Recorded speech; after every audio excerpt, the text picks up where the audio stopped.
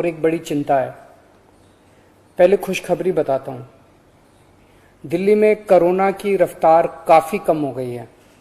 पिछले 24 घंटों में दिल्ली में केवल 2200 कोरोना के केस आए हैं।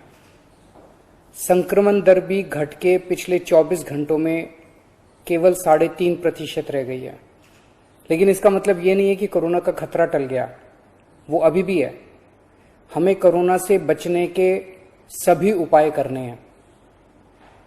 अब दूसरी बात, चिंता की बात। आज से दिल्ली में युवाओं का वैक्सीनेशन बंद हो गया है। केंद्र सरकार ने युवाओं के लिए जितने वैक्सीन भेजे थे वो खत्म हो गए हैं। इसीलिए युवाओं के वैक्सीनेशन सेंटर आज से बंद किए जा रहे हैं। कुछ एक वैक्सीन की डोजेस बची हैं, वो कुछ एक सेंटर्स में दी जा रही हैं, वो भी शाम तक खत्म हो जाएंगी। कल से युवाओं के वैक्सीनेशन के सभी सेंटर बंद हो जाएंगे। मुझे बेहद दुख है कि हमें वैक्सीन खत्म होने के कारण युवाओं के वैक्सीनेशन सेंटर्स बंद करने पड़ रहे हैं। हमने केंद्र सरकार को भी लिख के बताया है। केंद्र से हमने और वैक्सीन मांगी है। जैसे ही हमें और वैक्सीन मिलेगी हम फिर से ये सेंटर शुरू कर देंगे। दिल्ली को हर महीने 80 लाख वैक्सीन की जरूरत है, 80 लाख डोजेस की। इसके मुकाबले मई में हमें केवल 16 लाख वैक्सीन मिली और जून के महीने के लिए केंद्र ने दिल्ली का कोटा और भी कम कर दिया है। केंद्र सरकार से हमें जो चिट्ठी आई है कि जून में हमें केवल 8 लाख वैक्सीन दी जाएगी। मई में 16 लाख दी थी, जून में 8 लाख देंगे। अभी तक हम दिल्ली में टोटल 50 लाख वैक्सीन लगा चुके हैं और दिल्ली के सभी एडल्ट्स को वैक्सीन लगाने के लिए हमें 2.5 करोड़ और वैक्सीन चाहिए। अगर इसी रफ्तार से दिल्ली के एडल्ट्स, अगर इसी रफ्तार से हम चले, 8 लाख वैक्सीन हर महीने मिली तो दिल्ली के एडल्ट्स को ही वैक्सीन लगाने में 30 महीने लग जाएंगे, 30 महीने से भी ज्यादा। तब तक तो न जाने कितनी और कोरोना की लहरें आएंगी, न जाने कितने और लोगों की मौत हो जाएगी। तीसरी लहर से दिल्ली और देश को बचाने का एक ही तरीका है, कम से कम समय में अधिक से अधिक लोगों को वैक्सीन की सुरक्षा दी जाए।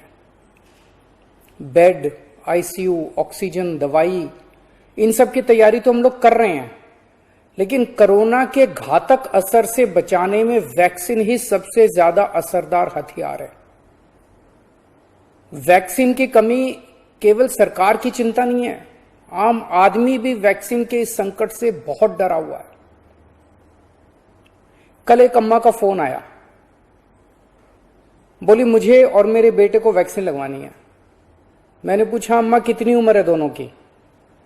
बोली मेरी उम्र 65 साल है, मेरे बेटे की उम्र 35 साल। मैंने कहा अम्मा युवाओं की वैक्सीन तो खत्म हो गई, आपको लगवा दूंगा। थोड़ा सोच के बोली अच्छा मेरे वाली वैक्सीन मेरे बेटे को लगवा दे, वो नौकरी के लिए घर से बाहर जाता है, मैं तो बूढ़ी हो गई, उसे तो आगे परिवार भी संभालना है, इसलिए उसका सुरक्षित रहना जरूरी है। यह सुन के दिल में बहुत पीड़ा हुई। आज वैक्सीन की कमी की वजह से देश में बेहद मुश्किल हालात पैदा हो गए।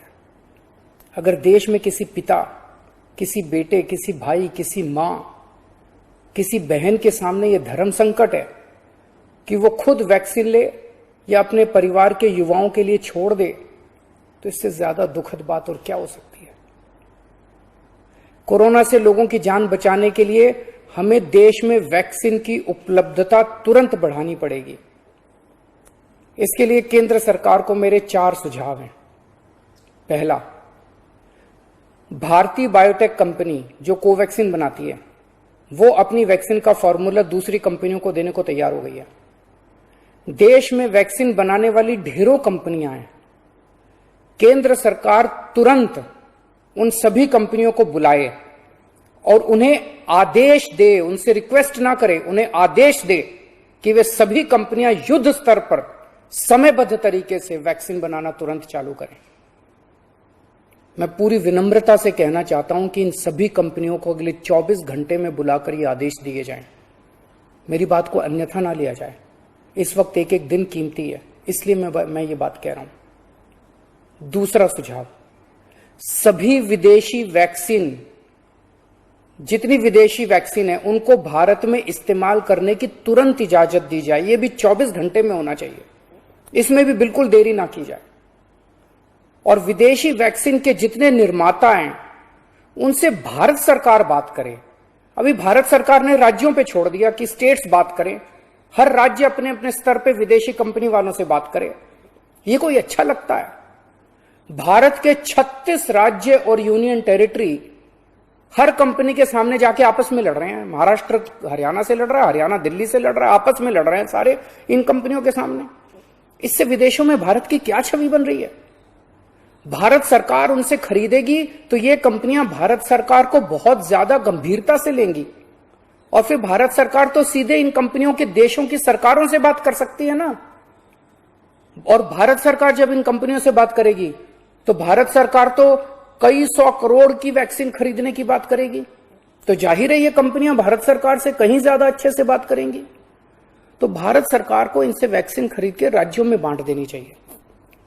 तीसरा सुझाव, कुछ देश ऐसे हैं, पढ़ने में आ रहा है मीडिया में, कि जिन्होंने जरूरत से ज्यादा वैक्सीन जमा कर रखी है। उनकी जनसंख्या जितनी है उसके हिसाब से उनको जितनी वैक्सीन चाहिए उससे कहीं ज्यादा वैक्सीन वो स्टोर करके बैठे हैं। उनसे भारत सरकार को वैक्सीन लेने के लिए गुजारिश करनी चाहिए, प्रार्थना करनी चाहिए। और चौथा सुझाव, ये जितने विदेशी कंपनियां वैक्सीन उत्पादक हैं उन्हें भारत में वैक्सीन उत्पादन करने की भी तुरंत अनुमति दी जाए। अंत में मेरा केंद्र सरकार से यही अनुरोध है कि दिल्ली को तुरंत वैक्सीन उपलब्ध करवाई जाए ताकि हम फिर से वैक्सीन लगाना चालू करें, अपने वैक्सीनेशन सेंटर खोलें और दिल्ली का वैक्सीन का कोटा भी बढ़ाया जाए। कोरोना की इस लहर में सबसे ज्यादा युवा जिंदगियों का नुकसान हुआ है, युवाओं की मौत हुई है, और दिल्ली में इस वक्त युवाओं के कोटे की वैक्सीन खत्म हो गई है। नमस्कार।